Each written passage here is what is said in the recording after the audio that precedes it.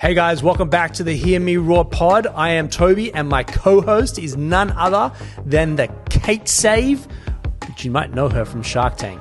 She's also founder of BeFit Foods and picked up Telstra's Business of the Year award too. Kate? Well, Toby, you've got a super impressive CV, 25 years in global commercialisation experience, and you founded Creative Cubes, Australia's leading co-working space and real estate business. All right, let's get on with the pod. Welcome back to Hear Me Roar. Yeah, Kate, another week. Oh, I'm still like laughing. I'm still laughing. Jordana was amazing. If From you didn't last hear that week. episode, yeah, that was amazing. Really amazing. Well, we've had the budget come out and there's lots to talk about. Yeah, there is. The financial distress in the economy and maybe the further distress that's going to come. So we have got a guest next who can maybe shed a little bit of light on this for us. Do you think that's going to happen? I like the optimism. Actually, you know what? Let's pause. Let's go to an ad break from Rise and we'll bring Paul on after the break. Guys, I want to introduce you to Rise, a business cohort like no other. So what is the Rise Network? Rise Network is a curated inner circle of 10 to 12 like-minded peers designed to provide a confidential, high-trust environment where business owners and leaders can gain strategic insights, actionable solutions, and lasting relationships. Rise isn't just networking, it's a game-changing business support system. It has strategic problem solving built in, expert facilitation, actionable insights, long-term impact and authentic relationships, and it's based exclusively around high-trust cohorts. For your membership, you gain full access to Creative Cubes. That means you can drop in when you're on the run to use the meeting rooms, breakout spaces, or even just dock in for the day. We wanted to serve the underserved, the people that do need the help, do need the support, don't necessarily have the funds to be able to do it, and don't necessarily fit into one of these other organizations. And so that's where Rise kind of came from. So there you have it, guys. Go to werise.au, and I hope to see you at one of our cohorts soon. Welcome, Paul, to our pod. Thank you for having me. Paulie D. Good timing. Yeah, well, hearing about budget updates. And, yeah, Have you guys been inundated? inundated. It's Yeah. been, I'm hearing a lot. I've been in practice for a long time, Yeah. 26 years, I think. We've had probably 5 years where there hasn't been a lot that's come out of the budget. And then what was thrown out last Tuesday has just thrown, our firm has thrown our years and years of planning and structures just upside down. And I guess my view is there's one of two things you can do. You can either complain or adapt. Yeah. So I want to do neither. like a true entrepreneur. Yeah. Do you think it's actually going to get passed? Do you think it's actually going to happen? Well, There's been such uproar. Yeah, it's a good question. So we've received the budget paper, Yeah. which a lot of these things are on the run. There's not a lot of detail in it. Yeah. I'm hearing that they are going to fast track what they can with negative gearing removal and the CGT discount removal. So around that affordability of housing, particularly for the younger generation, tends to be a bit of mandate at the moment for government. With the trust changes, that's going to be postponed. We're hearing draft legislation in November of 26. So in regards to setting up structures, that's up in the air for us because a trust structure in a lot of instances is an appropriate structure for a lot of our clients and a lot of Australians. Startup companies now or startup entities, it's thrown everything literally upside down. So there's so many things I want to talk about here, right? The first thing that I want to talk about is my shares in my business are held by my family trust. Yep. And I don't know how you're structured, Kate. Are you Yeah, I've got similar? trusts. Yeah. So like, what does that mean for us? So if you look at the budget proposed amendments, there'll be because you've held those assets prior to 12th of May 26, so prior to budget night, Yep. you're entitled to utilise the grandfathering rules. Again, this is what's been proposed. Sure. So between when you acquired the asset to the 30th of June 27, you'll get a 50% discount on the capital gain when it comes time to realise those assets. My understanding is you'll also be entitled to the 50% small business CGT discount if you meet the criteria. So that leaves us at 25%, is that right? If you meet the criteria. Yep. But then there's an indexation that's going to apply from 1 July 27 up until the date when you sell. And I don't know how that's going to play out. It's making my life, it's going to be great for revenue for advisors because it's so complicated. Yeah. So again, they haven't gone into the details of those calculations, but I'm just finding every year legislation is just becoming more and more complicated. And punishing too, because if this is how you've set yourself up and you've worked your ass off, you haven't seen your family, you've, thrown yourself really out there with what you do, this is kind of coming back to bite you when you could have just, travelled after uni for 5 years, not bought a property, not invested in your own business, maybe just worked 35 hours a week like the average person, but you didn't. Well, you're being, I feel, and I'm talking on behalf of my clients and two of you as business owners, we're being punished for being self-sufficient in retirement. That's what I feel. I feel we should have a fair system and everyone should pay their fair amount of tax. Yeah. But there needs to be some form of incentive for entrepreneurs to really take that risk. I mean, not many people can be entrepreneurs and there's only a small percentage that could be successful at it. We really need to encourage that, and I feel the current proposed changes aren't encouraging that at all. So interestingly, I follow and invest in a lot of US tech stocks. Yep. NVIDIA is one of my investments and it's doing unbelievably well and continues to do unbelievably well. I bought in at under 2 trillion. It's over 5 and a bit trillion today. Yep. So I'm really happy with my position there. Jensen, founder of NVIDIA, I was asked, I think at a college gathering, like, is it worth it? And he, he struggled for decades, maybe 2 decades, to bring NVIDIA to where it is today, right? And the pain that him and his wife and his family had to go through. Now he's got a $5 trillion company today, right? He lives in the US. He's not exposed to the same stuff as us, but he actually said it's not worth it. The pain that he went through is not worth it. And that's excluding the circumstances that us Australians find ourselves in today, right? And that stung me. And then to wake up Wednesday morning, a few weeks back now, by the time this pod airs, to hear that 47% of the business and the sacrifice is just going to go out the door. I read of another lady who had built a business worth $8 million, scrapped like nothing to just build. She's up for $4 million, or a little bit less than $4 million the day she decides to exit the business. Gosh. And this is like a lifetime's worth of work that just at the line, just thank you. And the cost of actually putting this all together and changing it, like you've spent this money to set things up and you think that's an investment in itself to set yourself up, and now you need to reinvest. So during COVID, psychologists were funded. Are the accountants being funded? Like, why do we have to pay and pay and pay? We're definitely not being funded. No. No, and I think there's going to be rollover relief, we're told. I don't know what that looks like.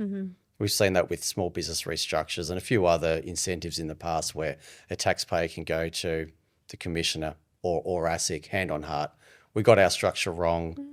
We propose to change that structure. There's criteria you need to meet, but it's expensive. It's not cheap to Paul, do. does some of this stuff, if we just use Kate and I as the guinea pigs here, we've been in how long have you been in BFIT? So 11 years in BFIT, 19 years in Peninsula Physical Health and Nutrition. Yeah. Is she subject to the same call outs today, or is it just the new guys that are starting from the new start line? Yeah, that's a great question. So there's legacy in regards to existing businesses. So you will receive that 50% concession at least from when you acquired the shares or when you started that structure or that entity up until the time you sell.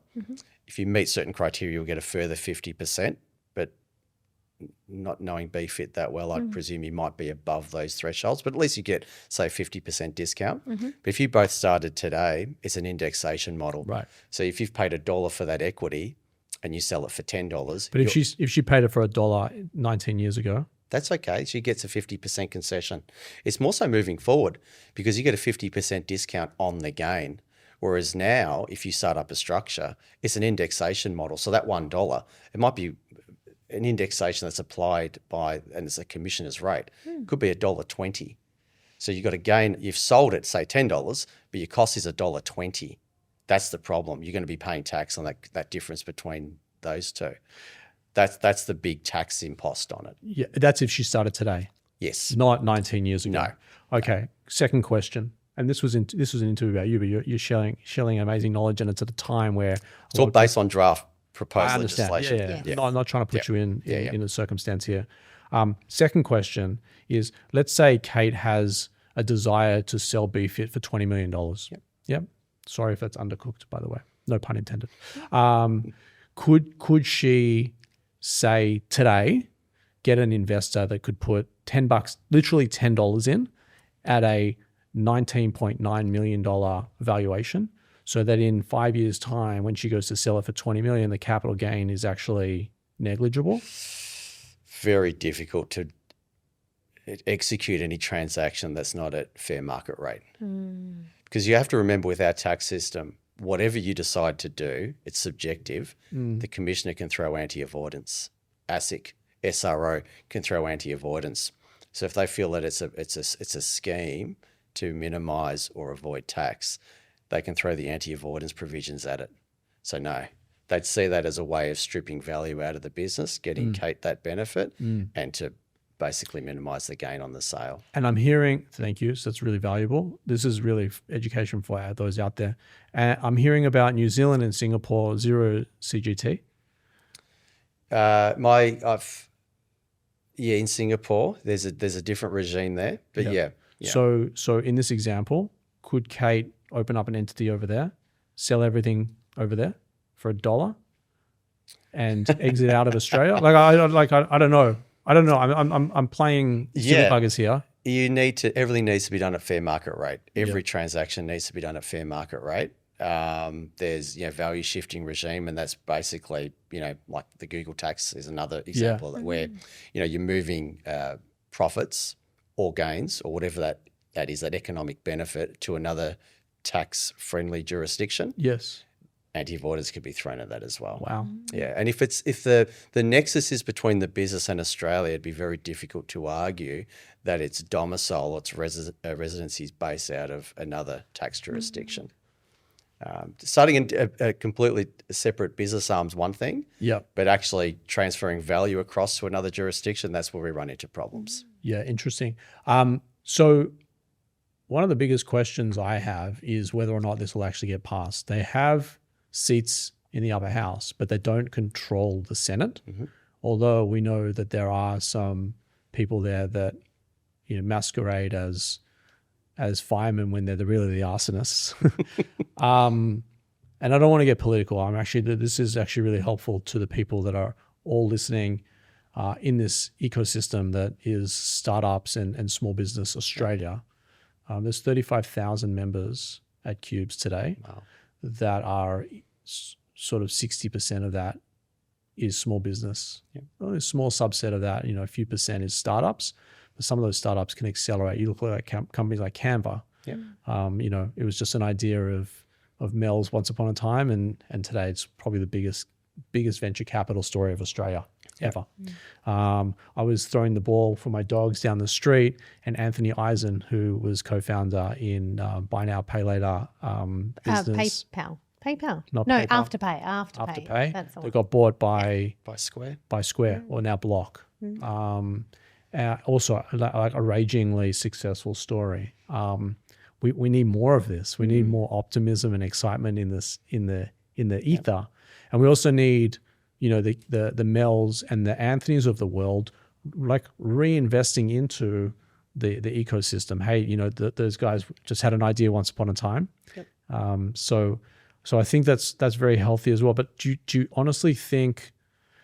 so part of me feels like they throw this stuff out there, they cop the backlash and go, okay, we now know what we not got to do. Yep.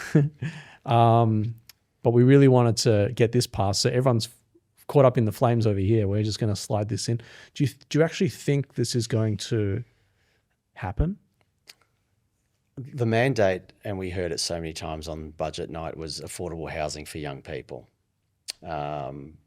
So you're entitled to negatively gear a property that's a new residential build. I'm not sure what the specifics are on that. What if there's a limit?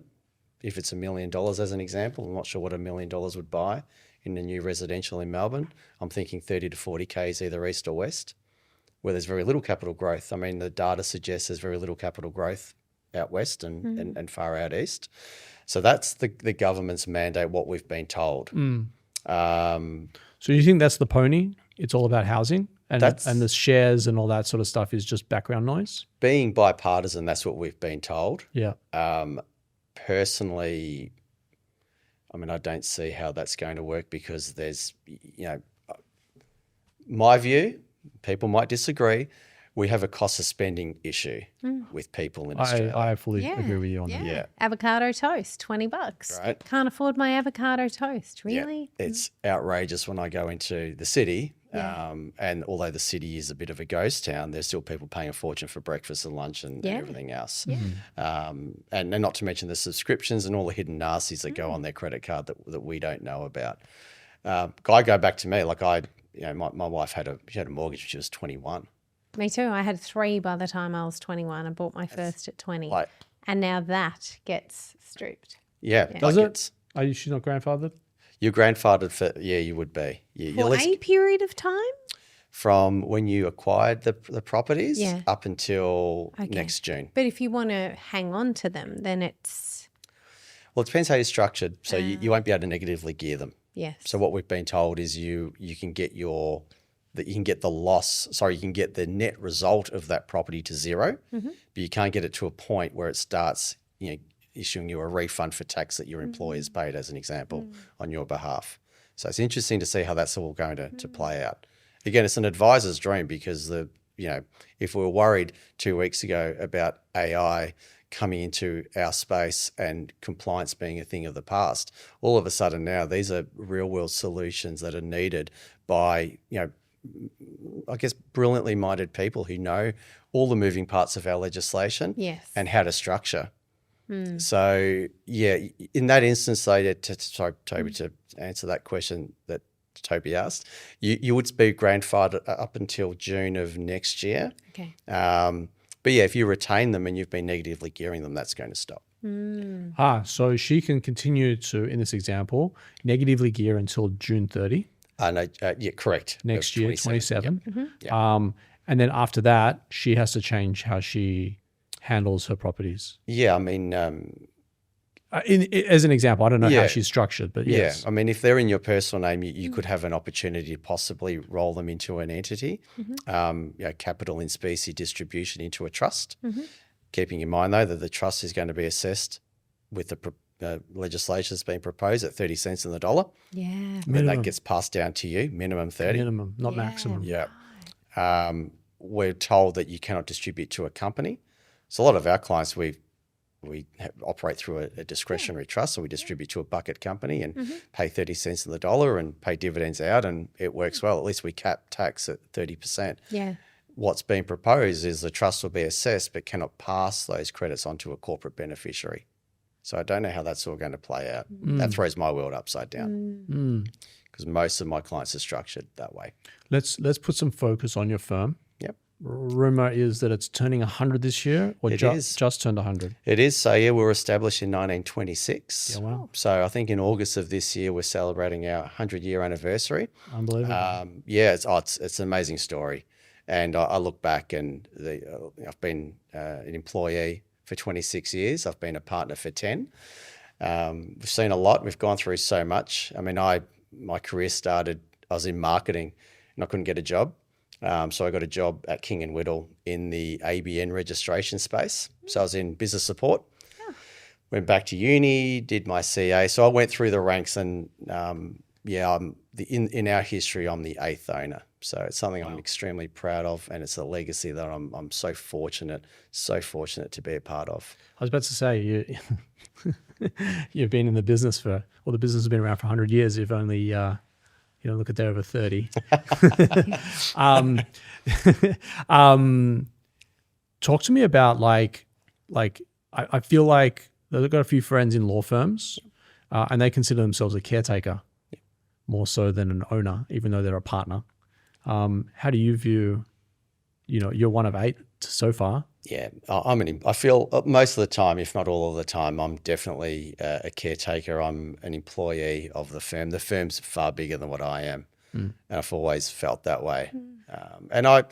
We're a conservative firm, and again, we've had clients that their families were being advised by us in the 1930s, and we still advise those families today. Wow. So there's a lot of responsibility that comes from that, and I mean, I've had clients pass away, which you'd expect in that 26-year career, and particularly when we have a great retention of clients.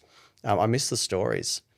I miss the stories of how someone came to this country with an idea, and then they went to commercial bank, which ended up being Westpac Private, to get funding, and how our firm connected them with somebody, gave them housing, and then advised them, bought property, sold their business, bought other assets, and set up legacies. That for me is what it's all about. It's all about the stories. And I miss, a few people have come and gone. I do miss the stories. Yeah, amazing. Yeah, I've had great mentors along the way, and we don't specialise in a particular area. So we've had, and we still do, obviously very high net worth individuals. We have comedians as clients. We have ex-politicians, prime ministers as clients. So the list is very broad, which is good because I come to work and every day is very different for me. I'm very fortunate to be, at King & Whittle. Yeah. So, Paul, on reflection of this budget, on reflection of your client and portfolio, was there anything like great, or does this hurt a lot of the clients that you're serving? My view, it does hurt anybody working to be self-sufficient. Right. That's my view. And that would be a large cohort of your most. client Yeah, base. most. I mean, as we said, as entrepreneurs, we take that risk on in whatever capacity that is. Buying a property, you're taking on that risk. Yep. Buying a business, setting up a business, you're taking on that risk. I feel that we need to encourage people to do that, or else we're going to have a significant problem with not just entrepreneurs, but just leaders. Yeah, we're going to become a leader. Do you think there's going to be an exodus? Yeah. Maybe not in your, you're an established firm with legacy clients that you've been advising since the 1830s. Is that what you said? 1930s. 1930s. Yeah, not that. Sorry, 1930s. I keep forgetting we're in 2026. I still feel like we're in 1990. I don't know. It's really weird. The music was better. Yeah, definitely. I don't know where I was going on this thought. I think it's going to change the way that the future generations look at what they do in their career, because there's a disincentive to take on risk. And it's not, you're talking about leadership, it's not just in those financial risks, but the way that the government structures hiring and employment and everything as well. You're taking on risks just being a leader, let alone a business owner. And those risks may outweigh they do outweigh the benefit if you make a very small mistake. Absolutely agree, Kate. I mean, we need to encourage our entrepreneurs, our leaders, to scale up their businesses. It's great for communities. I mean, it's great for employment. Where are people going to work? So if the public sector doesn't keep growing jobs and businesses, you don't get new businesses coming in, where do we all go? Where do the next generation go to work? It's beyond me. Yeah, I'm the same. Yeah. Like if I was starting out now, I'd probably get an understanding of technology and just work on that. Yeah. That's probably what I would do. Because you could offshore it. Well, yeah. Set it up anywhere because it's global. It doesn't have to be here. Yeah, and that could be the incentive for a lot of businesses where there's less red tape, there's a little bit more freedom to move in other jurisdictions. We will see.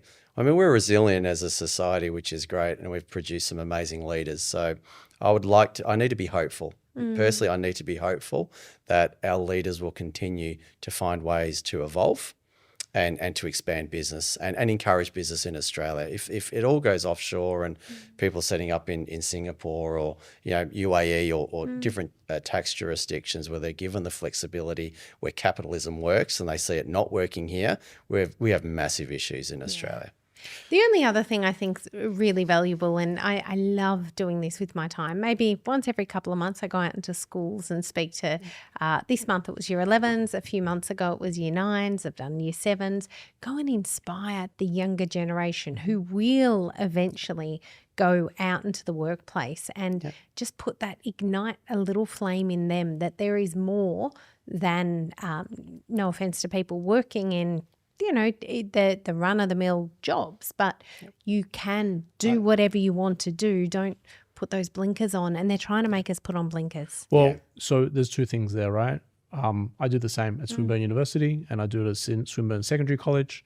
Every year I go and speak to entrepreneurs and leave them fired up, ready to run through walls.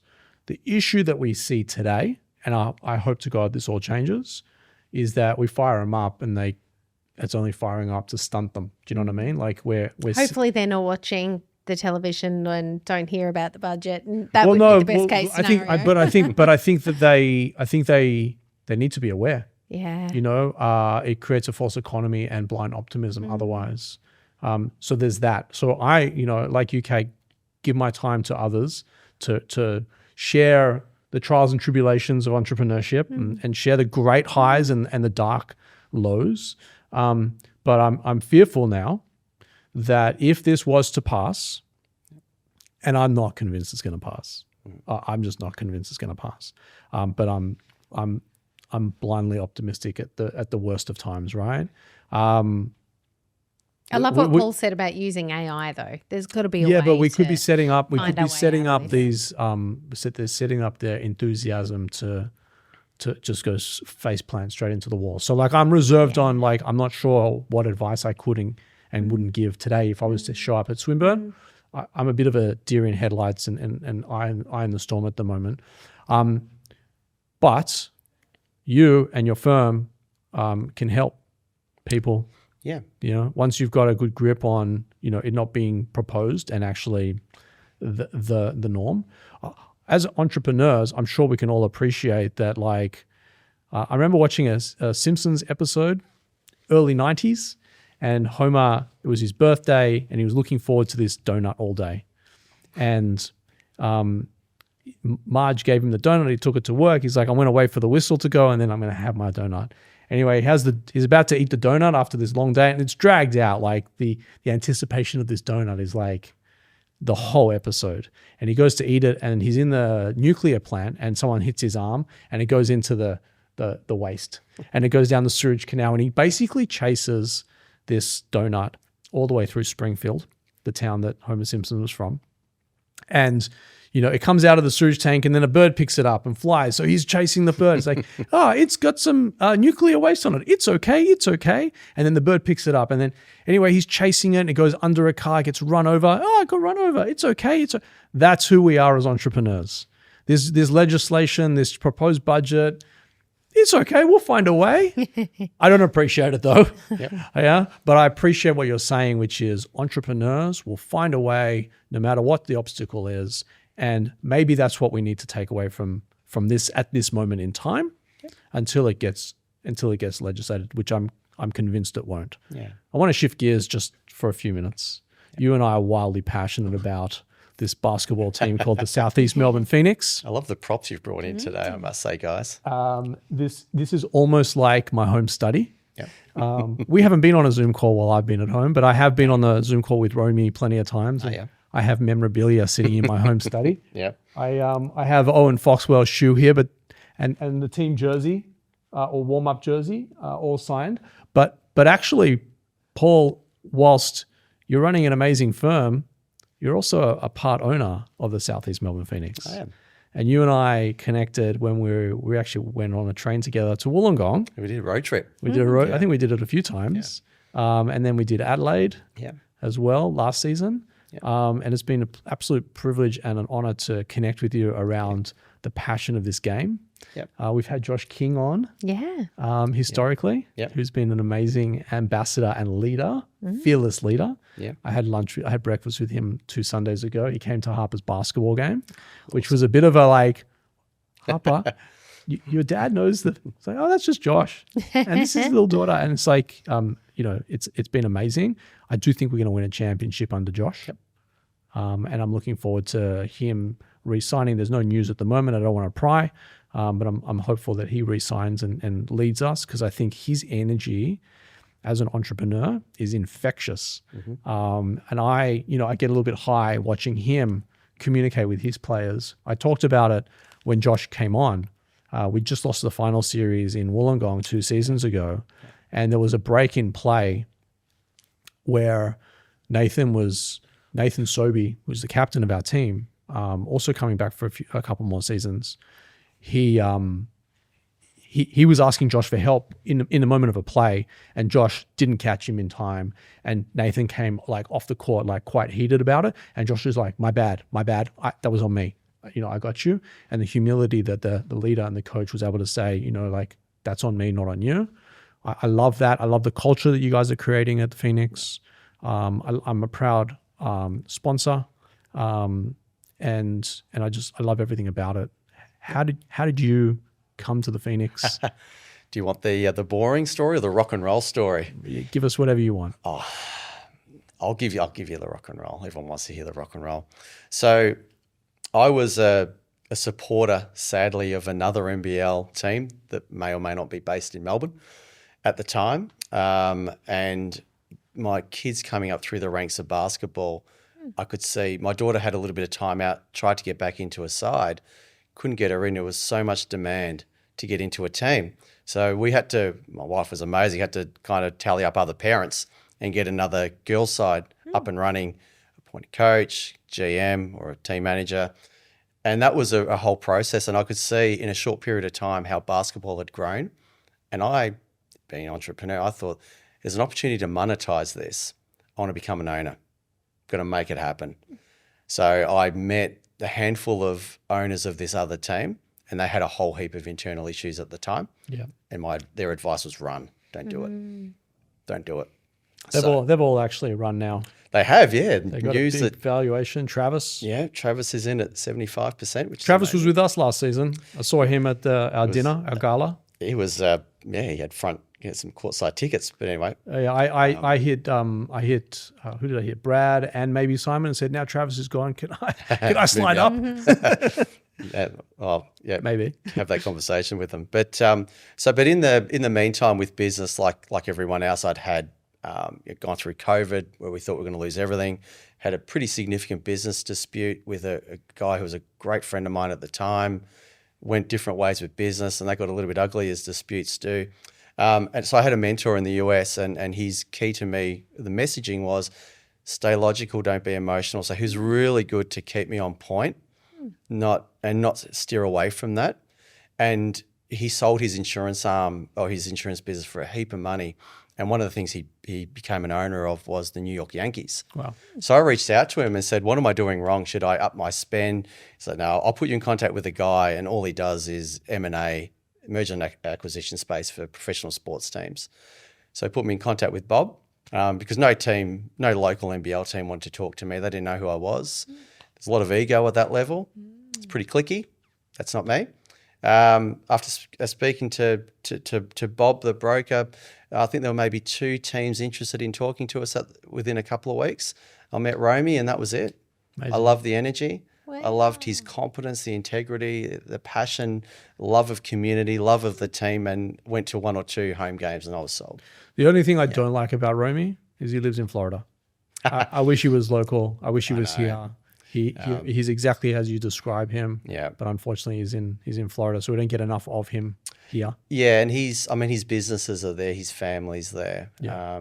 And he works so hard. Like time-wise, I think he's in Melbourne. Yeah. Like, you message him anytime and he's available. I talk to him obviously quite often, but he's got a great energy, and the fact that he bought the license, got it settled relatively quickly and really had very little support and did it all himself, a lot of trial and error to build what we have today.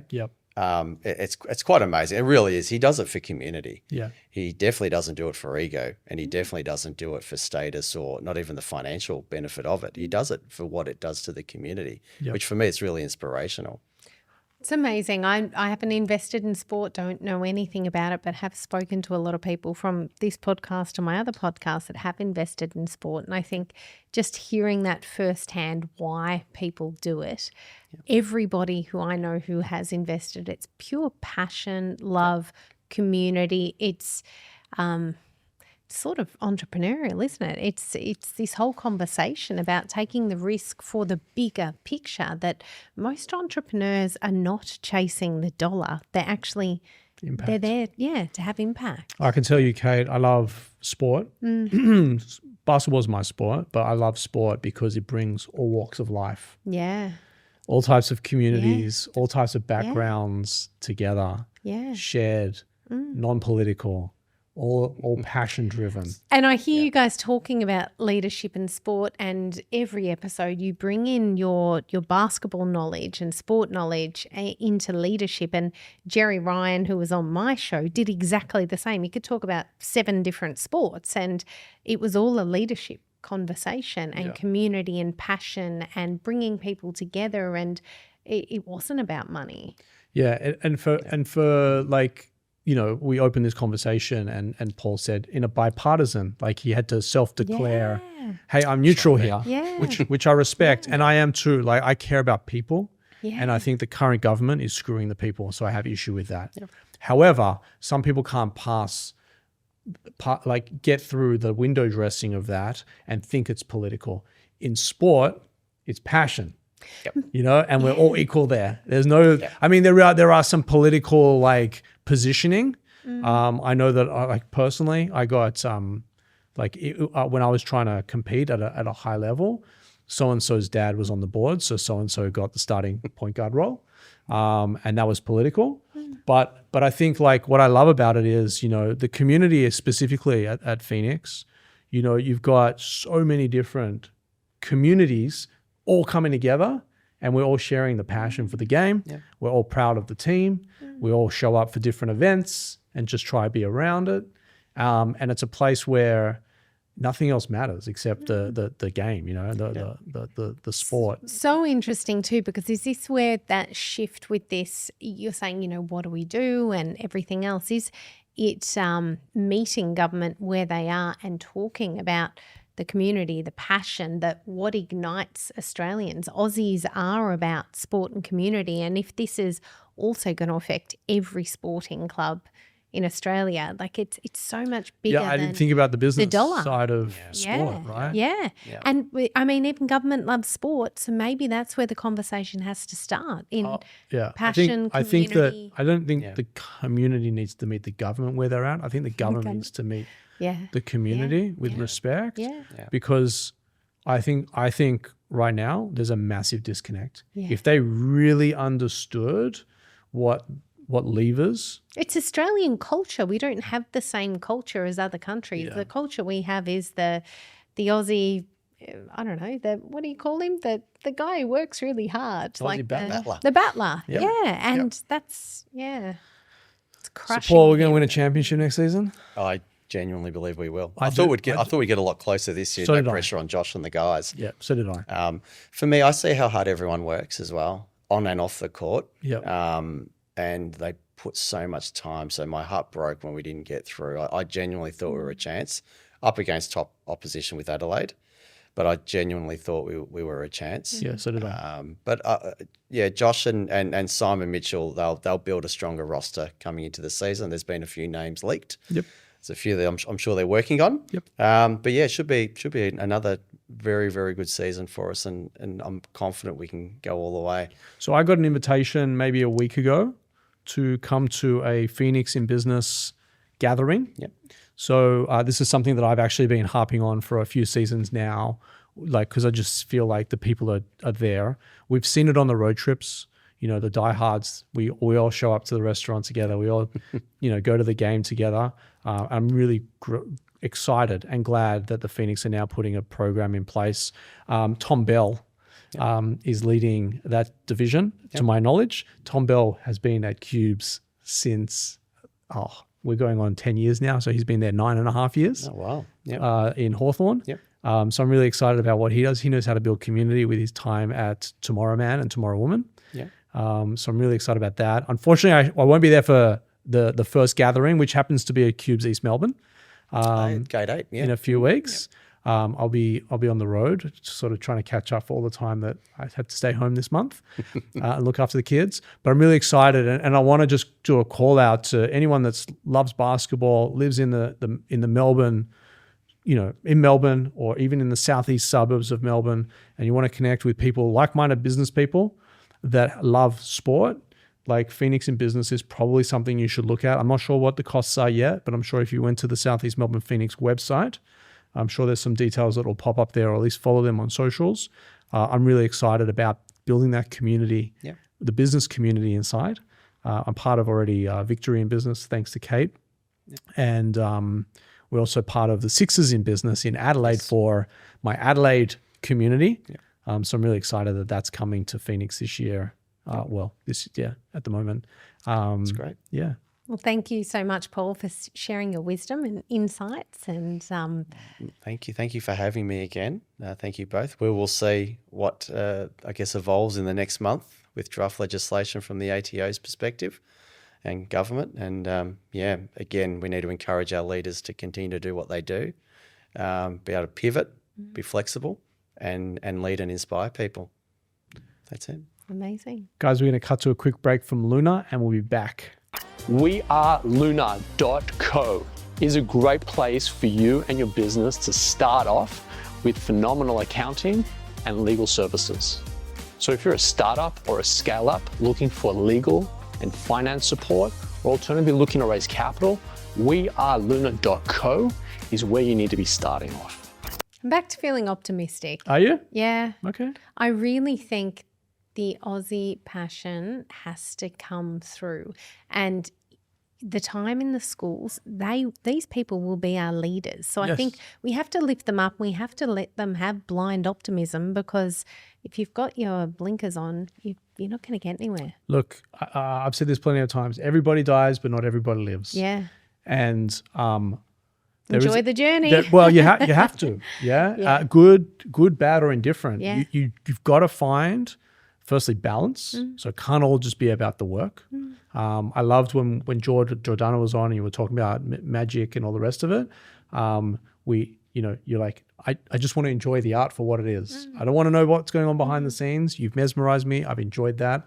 I think that there's nice balance there, right? And what I admire, firstly, about Paul is he's always had time for me. We've spent hours in Ubers and trains catching to and from Sydney and in Wollongong and all the rest of it. And I love that he's invested in his passion and he's invested in his work. Yeah. And his little boy just turned 13, I think, earlier this week. And he's a good kid. I see him.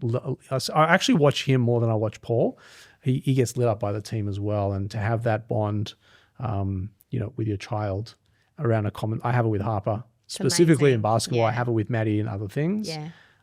It's amazing. And hopefully one day I can walk in Paul's shoes and say, maybe he's my business partner. Maybe we own a team together. Maybe we don't. Well, I love that we finished on a high. So this is Hear Me Roar, and we'll be back. Thanks, Kate.